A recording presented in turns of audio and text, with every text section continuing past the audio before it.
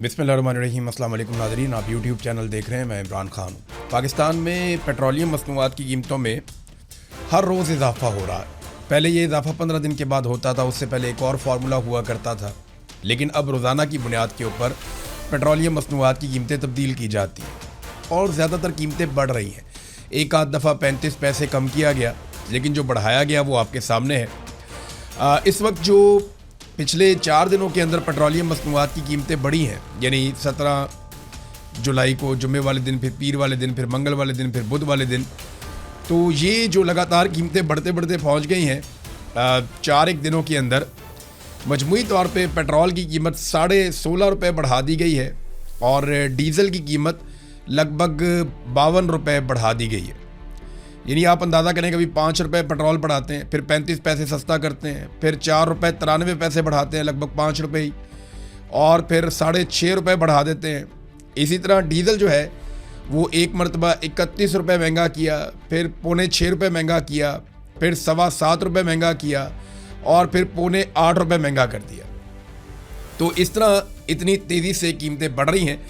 नई कीमत के मुताबिक पेट्रोल जो है वो 327 रुपये से ज़्यादा फ़ी लीटर और डीज़ल जो है वो 375 रुपये से ज़्यादा फ़ी लीटर है। और सवाल पूछने वाले सवाल करने के लिए तैयार ही नहीं है। यानी कुछ सवालात बनते हैं जो पूछे जाने चाहिए इनसे, और बार बार पूछे जाने चाहिए, और ये वज़ीर आज़म से और फील्ड मार्शल दोनों से पूछे जाने चाहिए। शहबाज राणा साहब ने भी ये सवालात उठाए हैं, बाकी इकोनॉमिस्ट भी इन्हीं सवालात के बारे में बात कर रहे हैं कि फ़ी लीटर पेट्रोल के ऊपर आप 102 रुपये का टैक्स क्यों ले रहे हैं। फिर ये भी पूछ रहे हैं कि 80 रुपये आप लेवी के ले रहे हैं 1 लीटर के ऊपर। ये अगर आपने लेना है तो जीएसटी के बराबर आप क्यों नहीं ले रहे, जो कि 18% बनता है, तो आप 80 रुपये क्यों ले रहे हैं, तो बहुत बड़ी अमाउंट है। फिर ये भी सवाल पूछा जाना चाहिए कि आप 7 रुपये फ़ी लीटर के ऊपर फ्रेट क्यों वसूल कर रहे हैं। फिर जब कीमतें नीचे जा रही थी आलमी सतह पे, तब आप रोज़ाना की बुनियाद पे कीमतें कम क्यों नहीं करते, और जब कीमतें ऊपर जाने का आपको लगा कि अब ऊपर जाएंगी, तो आपने रोज़ाना की बुनियाद पे कीमतें बढ़ाना शुरू कर दी हैं। तो ये सारे सवालात पूछेगा कौन। वैसे तो अपोजिशन को पूछने चाहिए, लेकिन पाकिस्तान तहरीक इंसाफ ने बतौर अपोजिशन काम किया ही नहीं। ये बदकिस्मती है। यानी एक तो ये सरकार जाली थी, मिलिट्री एस्टेब्लिशमेंट ने, आसिम मुनीर साहब ने अपनी पसंद के बंदे लाकर बिठा दिए थे, जालसाजी से इलेक्शन चोरी करके नकम्मे और नालायक लोगों को लाकर मुसल्लत किया गया। लेकिन जो लोग इलेक्शन जीत कर आए थे, जिनका हक था हुकूमत बनाने का, वो अपोजिशन में आकर बैठ गए, लेकिन उन्होंने अपोजिशन का रोल भी प्ले नहीं किया। मिसाल के तौर पे पेट्रोलियम मसनूआत की कीमतें रोज़ाना बढ़ती हैं, आपको कहीं भी अपोजिशन नज़र आती है? नहीं। बिजली की कीमत अक्सर बढ़ती रहती है, और बढ़ते बढ़ते ये हो गया कि 4 गुना कीमत हो गई बिजली की, और बिजली नापैद भी हो गई। कोई है पूछने वाला? कोई पूछने वाला नहीं है। गैस की कीमतों को पर लग गए, किसानों को तबाह बर्बाद कर दिया, गंदम का बहरान पैदा कर दिया, मजदूर तबाह हो गए। बजट के अंदर जो तबाही फेरी गई उसके ऊपर किसी किस्म की कोई बात नहीं हुई। पाकिस्तान की मईशत के ऊपर अपोजिशन बात करने को तैयार नहीं है। कश्मीर में जो कुछ हुआ, अब बिलावल जरदारी की वहाँ पे हुकूमत है, और पीटीआई से ज़्यादा बेहतर अपोजिशन वो करने की कोशिश कर रहा है।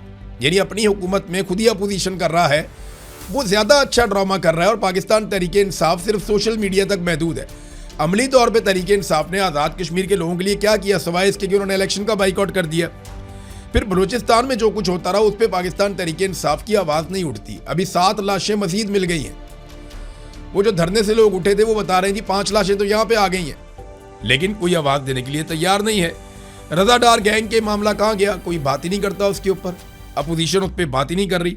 किसी एक जगह भी पाकिस्तान तहरीक इंसाफ ने अपोजिशन का रोल प्ले नहीं किया। ये बदकिस्मती है कि आपको अपोजिशन भी मैसर ना हो। फिर ये गिला करते हैं, शिकवा करते हैं कि जी लोग हमारे साथ नहीं निकलते। भाई आप लोगों के साथ निकलते हैं जो लोग आपके साथ निकलें। लोगों के जितने मसाइल होते हैं, उन मसाइल में आप लोगों के साथ नहीं निकलते। तो जब आपके मसाइल हैं या आप आवाज़ देंगे, तो फिर लोग आपके साथ क्यों निकलें? लीडर वही है जो आवाम की बात करे और आवाम के साथ खड़ा हो। लेकिन जो लोग आवाम के साथ खड़े नहीं होंगे, आवाम उनके साथ भी खड़ी नहीं होगी। ये तो एक फैक्ट है, और पाकिस्तान तहरीक इंसाफ को इस बात को तस्लीम करना पड़ेगा। इनके पास तो सिर्फ इमरान खान की मकबूलियत है, और इमरान खान की मकबूलियत के सहारे ये हमेशा तो सियासत नहीं कर सकते। इन्हें ग्राउंड में पब्लिक के पास जाना पड़ेगा, लेकिन एस्टेब्लिशमेंट के डर से ये अपोजिशन भी नहीं करते। अब तहरीक इंसाफ ये कह रही है, उन्होंने अनाउंसमेंट की है कि हम खुद से एहतजाज को लीड करेंगे, हमने फैसला किया है, हमें मुज़ामत करनी पड़ेगी और हमें इमरान खान साहब की रिहाई का बोझ कह लें या जिम्मेदारी कह लें, वो हमें खुद उठानी पड़ेगी। हम अचकज़ई से या अल्लामा राजा नासिर अब्बास से बात ज़रूर करेंगे, लेकिन हमें खुद एहतजाज करना पड़ेगा। ये पाकिस्तान तहरीक-ए-इंसाफ कह रही है, लेकिन एहतजाज किस नौइयत का? 5 अगस्त को ये एक जलसा करने जा रहे हैं एक स्टेडियम के अंदर, बस यानी स्टेडियम अगर भर भी लेते हैं, वहाँ पे अगर 50,000 आदमी इकट्ठा कर लेते हैं, स्टेडियम को भर लेते हैं पेशावर में, कोई मुश्किल नहीं होना चाहिए। इनके पास खैबर पख्तूनख्वा में हुकूमत है, तो उससे क्या होगा? एक जलसा करने से कुछ भी नहीं होगा। पहले भी इन्होंने बहुत जलसे किए। इमरान खान की रिहाई का पूरा एक रोड मैप इन्हें देना पड़ेगा। मौजूदा हुकूमत को मुसीबत डालनी पड़ेगी, जैसे आज़ाद कश्मीर में लोगों ने मुसीबत डाली हुई है।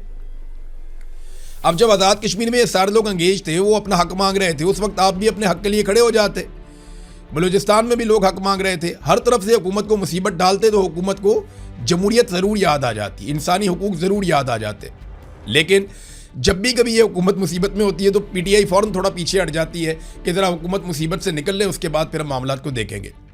यानी इससे ज़्यादा इस हुकूमत की सहूलतकारी क्या हो सकती है जो बैरिस्टर गौर साहब ने की है कि डी चौक में जो कत्लेआम हुआ पाकिस्तान तहरीक-ए-इंसाफ के लोगों का, जो सबसे अहम इशू है, उस पर मुतीउल्लाह जान को भी उठा लिया गया था उस मामले में। हालांकि वो रिपोर्टिंग कर रहा था, सहाफ़ियों के ऊपर दबाव डाला गया जो रिपोर्टिंग कर रहे थे, तो उस मामले में वो गवाही देने के लिए ही नहीं गया। बैरिस्टर गौर साहब गवाही देने के लिए गए ही नहीं, गवाह के तौर पे नाम डाला हुआ था। और कई लोग और भी हैं, सुहेल अफरीदी भी है, शफीउल्लाह जान भी है, इसके अलावा अली अमीन गंडापुर का नाम होना चाहिए था, वो नाम ही नहीं है। उमर यूब साहब का नाम जो है वो गवाहों में लिखवाया ही नहीं गया। बहरहाल तहरीक-ए-इंसाफ कह रही है जी अब हम खुद एहतजाज करेंगे, स्टेडियम के अंदर एहतजाज करेंगे पेशावर में। सवाल मेरा ये है कि इमरान खान स्टेडियम से निकला था और निकल कर पूरे पाकिस्तान में वो छा गया, बल्कि दुनिया में उसने अपना एक मुकाम बनाया। 92 में उसने स्टेडियम को छोड़ दिया था। आज जनाब अली 2026 में उसकी पार्टी वापस स्टेडियम में जा रही है और स्टेडियम में जाके जलसा करने वाले हैं।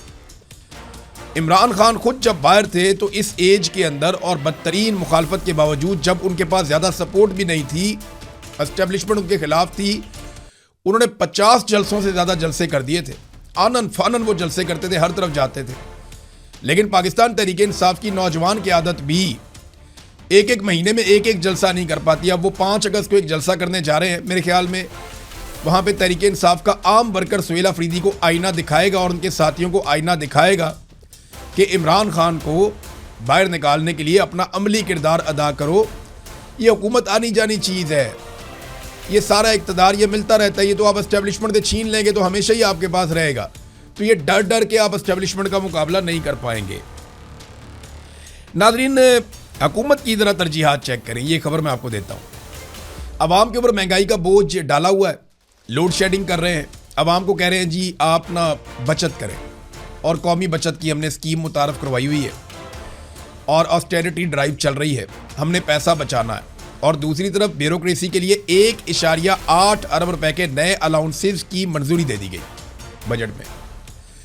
180 करोड़ रुपया ब्यूरोक्रेट्स को दिया जा रहा है, इजाफी अलाउंसेस दिए जा रहे हैं। ये वफाकी काबीना ने आला ब्यूरोक्रेसी के लिए एक और खसूसी अलाउंस की मंजूरी दी, जो कि 4 सालों में दूसरा बड़ा अलाउंस है जो ब्यूरोक्रेसी को दिया जा रहा है। अब तक के लिए इतनी, अपना ख्याल रखिएगा, अपने चैनल का भी। अल्लाह हाफ़िज़।